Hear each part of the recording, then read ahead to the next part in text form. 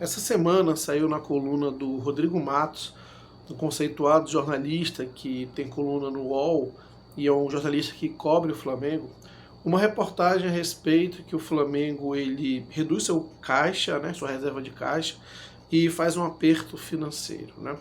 E aí, claro que já gera toda uma repercussão, porque vocês sabem, existe um mundo de antes aí, e na menor notícia negativa em relação ao Flamengo já começam a comemorar. Mas eu quero trazer aqui um ponto de vista, embora eu não seja nenhum especialista financeiro, um ponto de vista em relação a essa notícia para tentar fazer uma contextualização. Bem, de acordo com a mesma reportagem do jornalista Rodrigo Matos, o Flamengo tinha ali mais ou menos um caixa de 130 milhões, né? Na verdade 190, mas 60 desses 190 era ali um valor que tinha que repassar referente ao Maracanã, tinha que repassar para o Fluminense, então na prática era 130 de fato. Agora, desses 130, o Flamengo praticamente gastou isso, né? Foi 133 milhões que o Flamengo pagou ali para a prefeitura em relação à desapropriação do terreno lá do gasômetro, né? Terreno para que o Flamengo faça o estádio. E aí tiveram os gastos também relacionados a essas contratações recentes, nessa última janela, algo em torno de 123 milhões relacionados às contratações do Alcaraz e também do Plata.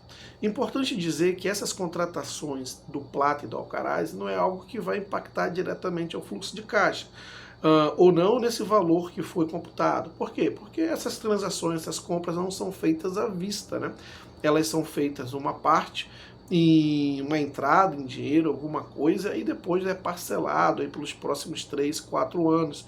Normalmente é assim que as transações, não só no Flamengo, no futebol são feitas. Então isso não é algo que vai impactar nessa proporção, nesse valor. Talvez ali alguma parte disso.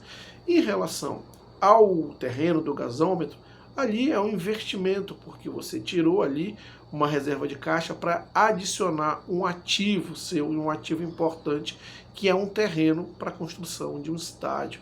Agora, é importante frisar também que essa reserva de caixa de 130 milhões é uma reserva, ok, o Flamengo usou para aquisição de um patrimônio, mas o Flamengo já ficou negativo, e caso fique negativo pela aquisição dos jogadores, ou uma entrada e aquisição do terreno, isso não é algo tão anormal, porque já houveram outros períodos, mesmo com essa diretoria dando lucro atrás de lucro, superávit atrás de superávit, no primeiro semestre é normal que existam mais despesas do que receitas, e até alguns momentos ficando um caixa deficitário, né? E isso porque as receitas no futebol são concentradas no segundo semestre e mais especificamente no último trimestre, quando você recebe aí cotas de relação às premiações esportivas, direitos de mídia, entre outras receitas, são mais concentradas no segundo semestre e dentro do segundo semestre, mais especificamente no último trimestre. Agora, é importante ressaltar que o Flamengo ele tem uma dívida praticamente zero e é um clube que movimenta 1,5 bilhão arredondando. E para um clube que movimenta 1,5 bilhão e tem uma dívida praticamente zero, é importante ressaltar que o Flamengo aí, ele abriu mão de um caixa para investir no patrimônio, né, que é a questão do terreno. E para um clube que tem uma dívida praticamente zero, e essa dívida ali, dívida bancária é zero, a dívida que o Flamengo ainda tem relacionada aos impostos do Profut, porque teve uma negociação muito favorável para ele, que tem aí parcelas a perder de vista, então às vezes não é vantajoso você quitar tudo isso à vista, considerando que são parcelas vantajosas. Então, o Flamengo ele já operou em outros anos com caixa negativo. E para quem opera 1,5 bilhão em termos de orçamento, ficar ali um pouco negativo, isso praticamente é irrelevante, né? Agora, relevante é o clube estar atento aos movimentos que a diretoria vem fazendo. Como, por exemplo, é óbvio que estamos no período de eleições e a diretoria querendo ganhar mais votos ou estar mais forte nessa briga, ela faz gastos que teoricamente não estavam no orçamento. E é isso que precisa ser visto, porque o orçamento ele precisa ser seguido, né? Então, quando você compra um terreno ali, que foi uma oportunidade de negócio, algo que estava sendo discutido entre 400 milhões, que a Caixa queria, 250 que o Flamengo queria pagar, e a Prefeitura desapropria e coloca por 133, aquilo é uma oportunidade e você está tirando o seu fluxo de sua reserva de caixa para adquirir um ativo importante. Então, ok, isso aí é algo bacana, você teve uma oportunidade e você usou para aumentar seu patrimônio. Agora, fazer gastos que não estavam no orçamento em relação à contratação, isso é algo que precisa ser analisado, considerado e cobrado, né? Esse é o papel da oposição e, nesse sentido, é uma notícia boa que a oposição esteja agindo, o Conselho Deliberativo Independente esteja agindo para cobrar do clube explicações, cobrar da diretoria explicações.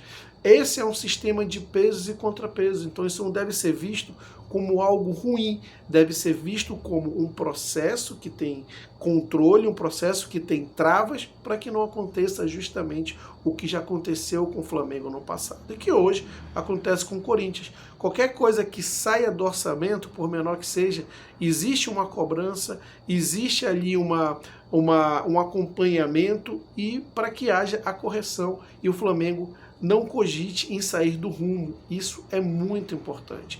Então, essas notícias, ela vem não com o sentido de que agora o Flamengo está numa situação complicada. Longe disso, o Flamengo, inclusive, segundo os relatórios do Celso do Grafietti, que é quem acompanha a finança dos clubes, o Flamengo ele tem uma capacidade de endividamento ainda muito grande, porque, como eu disse, é um clube que movimenta 1,5 bilhão e tem dívida praticamente zero.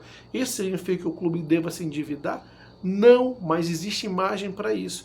E óbvio, a oposição ela atua justamente para isso. O Conselho Deliberativo do clube, já que foi a comissão de finanças do Conselho Deliberativo que fez esse questionamento em relação aos gastos, ele existe justamente para isso e ele tem que ser independente para fazer esses questionamentos, para que haja a correção de rumo quando necessário. Então, tudo isso só prova que o Flamengo é um clube referência na questão das finanças, justamente porque é um clube que tem um estatuto reestruturado para impedir que haja desmandos e que o clube sempre atue na linha. Então, quando você vê uma notícia dessa, isso deve ser visto de um ponto de vista positivo, ponto de vista que existem travas que coíbem, né? Impedir 100% isso é impossível, mas coíbem muito que haja um desmando e que traga o clube de novo para uma realidade que ninguém quer, que foi uma realidade de 20 anos atrás, que o Flamengo era hoje o que o Corinthians é.